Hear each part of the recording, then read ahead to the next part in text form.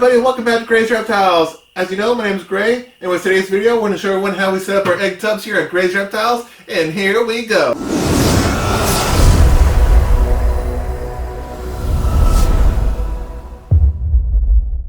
Alright everybody, so anyways, how do we set up our egg tubs here at Gray's Reptiles? So what we start out with is some Sterilite plastic tubs. These are the 6-quart, 5.7 liter tubs. We should get these in packages of 5 at Walmart, in the store or on walmart.com. So how do we set this up? And let's find out.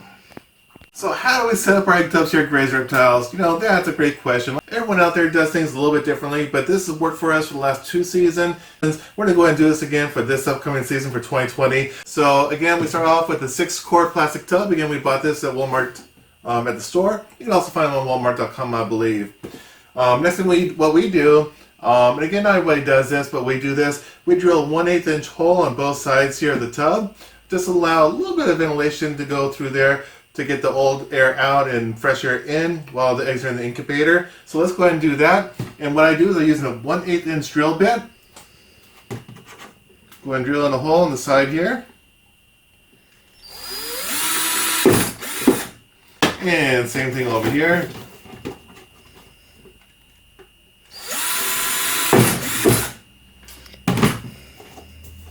And as you can see, I keep the lid on when I do that. That way the plastic tub doesn't buckle in at all when I'm putting some pressure with the drill. Anyways, as you can see, I put an 1/8 inch hole on this side and on the other side here. Alright, next step that we're going to do is we're going to go ahead and add some vermiculite into the plastic tub here. And we get this at Home Depot. I'm sure you can find it at your local landscape places, nurseries. But again, Home Depot is where we get this one from. And what we do is a 1-to-1 ratio between vermiculite and water. And that gives us a perfect amount of water / vermiculite to not overdo the amount of water and not to undercut ourselves on the water either. So we're going to go ahead and weigh this out here with the scale. And what we usually do is about 200 grams of vermiculite to 200 grams of water. The water that we have here is about 9 degrees right now. Let's go ahead and weigh out some of the vermiculite here.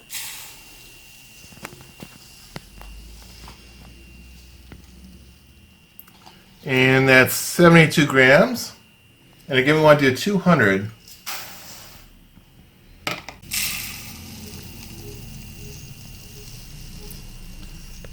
And we had 72 before. Now we have 64, so that's 136. Now we just need 64 more grams.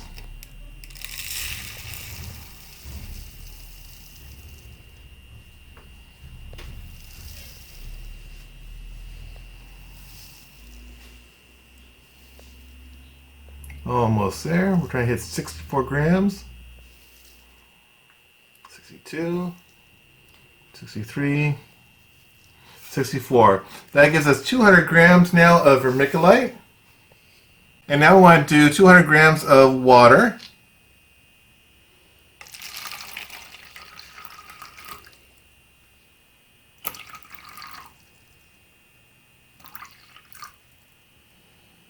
Alright. 200 grams of water. Now we're just going to go ahead and add the water into the vermiculite that we have here in the plastic egg tub. Now that we've added the 200 grams of water to the 200 grams of vermiculite, we're going to go ahead and mix this up now. And what we want to do is we want to mix it up good enough so the water gets mixed in with the vermiculite to where the vermiculite has a consistency that when you squeeze it, it kind of clumps together and sticks, but it's easy to break up. That tells you that you mix it up good enough and you have enough water in the vermiculite. If it doesn't have that consistency, either add more vermiculite if you have too much water, or add more water if it's too dry. But when you do 1-to-1 ratio, that's usually a perfect combination between the two, the vermiculite and the water.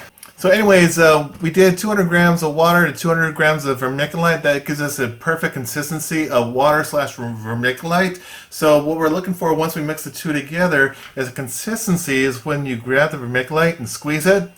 It should clump up like this. No water coming out. and then breaks up just like that. That tells you have perfect consistency. So then what we're going to go ahead and do is we're going to go ahead and kind of pat this down a little bit here. Try to make it as level as possible. And I wear a glove when I do this because the vermiculite loves to stick to your hands when you have a fine grained vermiculite like this. So for me, I use a glove to make sure that it doesn't stick to my hands. Once I'm done, take off the glove and throw it away. Next thing we do is we add what we call a light diffuser.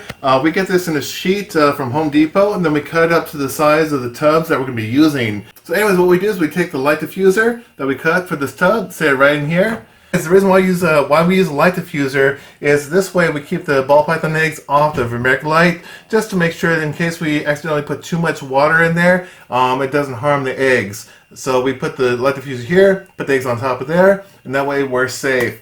Next thing we're going to do is once we get the eggs, we'll go ahead and put the eggs in here. And we'll show you that in our upcoming video as soon as we get our first clutch here for 2020. And then we'll separate the eggs with, people use toothpicks, some people use straws, some people use golf tees. We use the golf tees, you know, why not? I like to play golf, or I used to when I was younger. And that way the eggs don't roll around here in case we're pulling them, you know, taking them in or out of the incubator, because you really don't want the eggs to roll around.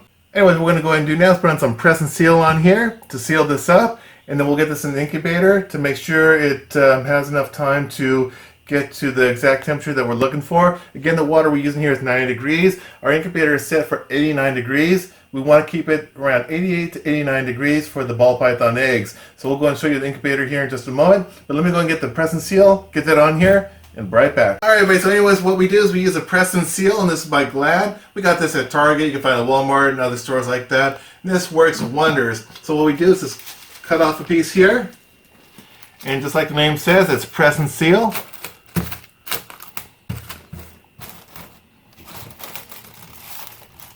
And again, we don't have any eggs in here yet, but we want to make sure that we have this tub ready to go for our first clutch. Now that we have that on here and sealed, we want to put the lid on.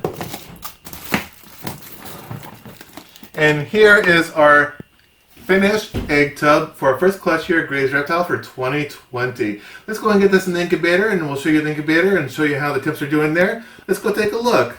Here we are at our incubator. This incubator we got from Sea Serpents. It's their hot box incubator. We've had this again for 2 seasons so far. This is going to be our 3rd season. This incubator has been amazing. This thing has been spot on with temperatures. So what we control the temperatures with in our incubator is the Vivarium Electronics VE200D thermostat. And that really keeps the temperatures where we want it to be at. We have it set at 89 degrees. As you can see, the probe is saying 88 to 89, so that's perfect. And we have 2 additional probes in here from ZoomEd. We have one probe towards the bottom, and we have another probe towards the middle. And then the probe from the thermostat comes down the middle there and stops about the middle as well. So we have 3 probes in here monitoring the temperatures at different levels in the incubator, as well as these 2 ZoomEd gauges here, monitors temperature and humidity. We have bottled water on both sides on different levels in our incubator. This way, when we open the door of the incubator to put eggs in, take them out, stuff like that, it doesn't really lose all the heat from inside the incubator, especially when we close the door. The temps are going to warm up again to around 88, 89 pretty quickly. Not much of a loss of temperature with those bottles in there. So let's go ahead and put our egg tub in here. Alright, so we have our first egg tub in the incubator, getting ready for our first clutch here at Gray's Reptiles for 2020. This incubator by Sea Serpents, the hot box incubator, this one will hold about 8 6-quart tubs.